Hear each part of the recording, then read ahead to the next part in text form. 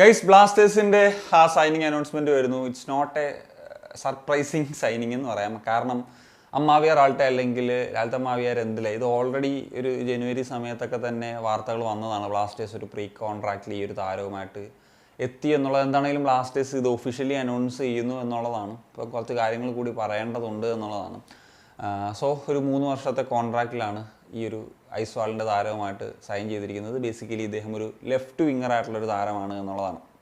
പിന്നെ നമ്മൾ ജനുവരിയിൽ വീഡിയോ ചെയ്യുന്നൊരു സമയത്ത് പറഞ്ഞിരുന്നൊരു കാര്യം ഒരു നല്ല ഇൻട്രസ്റ്റിംഗ് ആയിട്ടുള്ള സൈനിങ് ആണ് നമ്പേഴ്സൊക്കെ നോക്കുമ്പോഴെന്നുള്ളതാണ്. കാരണം അന്ന് 9 മത്സരങ്ങളിൽ നിന്ന് 2 ഗോളും 3 അസിസ്റ്റുമായിരുന്നു കോൺട്രിബ്യൂട്ട് ചെയ്തത്. So basically it's A good number എന്ന് തന്നെ പറയാമായിരുന്നു ആ സാഹചര്യത്തിൽ. പക്ഷേ വേറൊരു കാര്യം എന്ന് വെച്ച് കഴിഞ്ഞാൽ അദ്ദേഹം സീസൺ എൻഡ് ചെയ്യുന്ന സമയത്ത് ഈ സെയിം നമ്പറാണ്, അതായത് അതിനുശേഷം അദ്ദേഹം ഒരു ഗോൾ കോൺട്രിബ്യൂഷൻ ടീമിന് വേണ്ടി കൊടുത്തിട്ടില്ല എന്നുള്ളതാണ്. ഏതാണ്ട് 1400 മിനിറ്റിൽ നിന്ന് 2 ഗോളും 3 അസിസ്റ്റുമാണ് കഴിഞ്ഞ സീസണിലെ അദ്ദേഹത്തിൻ്റെ ഒരു കോൺട്രിബ്യൂഷൻ. ഐ തിങ്ക് അതിന് മുന്നത്തെ സീസണിൽ ഇതിനേക്കാൾ ഗോൾ കോൺട്രിബ്യൂഷൻ ഉണ്ടായിരുന്നു എന്നുള്ളതാണ്. അപ്പം ഗോൾ കോൺട്രിബ്യൂഷൻ വൈസ് എനിക്ക് കുറച്ച് കൺസേൺസ് ഉണ്ട് പേഴ്സണലി നോക്കുന്ന സമയത്ത്. കാരണം എന്ന് വെച്ച് കഴിഞ്ഞാൽ അത് ഗോൾ കോൺട്രിബ്യൂഷനാണ് ഒരു പ്ലെയറെ വിലയിരുത്തുക, റേറ്റ് ചെയ്യുക എന്നുള്ള കാര്യങ്ങളൊക്കെ നോക്കുന്ന സമയത്ത്.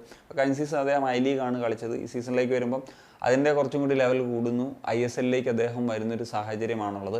മാത്രമല്ല നമ്മുടെ കഴിഞ്ഞ സീസണിലെ ഇന്ത്യൻ അറ്റാക്കേഴ്സിൽ നമ്മൾ മിസ് ചെയ്തിരുന്ന ഒരു പ്രധാന ഫാക്ടർ എന്ന് പറയുന്നത് ഈ പറഞ്ഞ ഗോൾ കോൺട്രിബ്യൂഷൻ തന്നെയായിരുന്നു. അപ്പം അവിടേക്ക് വരുന്നൊരു പ്ലെയർ ഉറപ്പായിട്ടും ആ ഒരു കോൺട്രിബ്യൂട്ട് ചെയ്യുന്ന പ്ലെയർ ആകാൻ നമ്മൾ ഉറപ്പായിട്ടും ആഗ്രഹിക്കരുത്. സോ ആ ഒരു നിലയ്ക്ക് ഞാൻ പറഞ്ഞതാണ്. പിന്നെ ഉറപ്പായിട്ടും ടെക്നിക്കലി ക്വാളിറ്റി ഉള്ള അല്ലെങ്കിൽ വളരെ സ്പീഡി ആയിട്ടുള്ള പ്ലെയറൊക്കെയാണ് എന്നുള്ളതാണ് മനസ്സിലാക്കുന്നത്.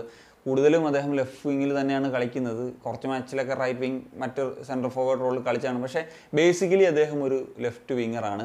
അത് പറയുമ്പോൾ നമുക്കറിയാം, ഇപ്പോൾ വിദേശ താരം എന്ന നിലയിൽ നോവ ലെഫ്റ്റ് വിങ്ങറായിട്ട് കളിക്കുന്ന പ്ലെയറാണ്. നമുക്ക് ലൂണെ ലെഫ്റ്റ് വിങ്ങിൽ കളിപ്പിക്കാം. ഐമൻ കഴിഞ്ഞ സീസണിൽ അവിടെ കളിച്ചാണ്. ബ്രൈസ് ഒരു പക്ഷേ തിരിച്ചെത്താനുള്ള സാധ്യതകളുണ്ട്. അപ്പം മേ ബി എനിക്ക് തോന്നുന്നത് ഒരു ബാക്കപ്പ് ഓപ്ഷൻ അല്ലെങ്കിൽ ആദ്യത്തെ സീസണിൽ തന്നെ അദ്ദേഹം ഒരു ഫസ്റ്റ് ചോയ്സ് പ്ലെയർ ഒന്നും ആകാനുള്ള സാധ്യതയില്ല.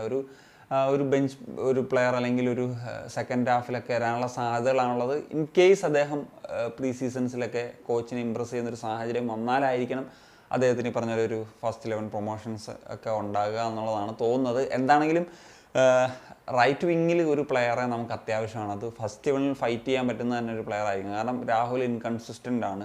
അവിടെ ഗോൾ കോൺട്രിബ്യൂട്ട് ചെയ്യുന്നൊരു പ്ലെയർ നമുക്ക് ആവശ്യം. ലെഫ്റ്റിൽ നമുക്ക് അത്ര കൺസേൺസ് ഇല്ലാത്തതുകൊണ്ട് ഇതില്ല. സോ റൈറ്റ് വിങ്ങിലാണ് ഒരു പ്ലെയറെ ആവശ്യം എന്നുള്ളതാണ് പ്രതീക്ഷിക്കുന്നത്. സോഫാർ നോ റൂമേഴ്സ് എന്നുള്ളതാണ്. സാധാരണഗതി ഇന്ത്യൻ പ്ലേയേഴ്സിൻ്റെ കാര്യം എടുക്കുമ്പോൾ നമുക്ക് വാർത്തകളൊക്കെ നമ്മൾ ഒരുവിധം അറിയേണ്ടതാണ്. പക്ഷേ ഇതുവരെ ഒന്നും അറിഞ്ഞിട്ടില്ല. So that's it.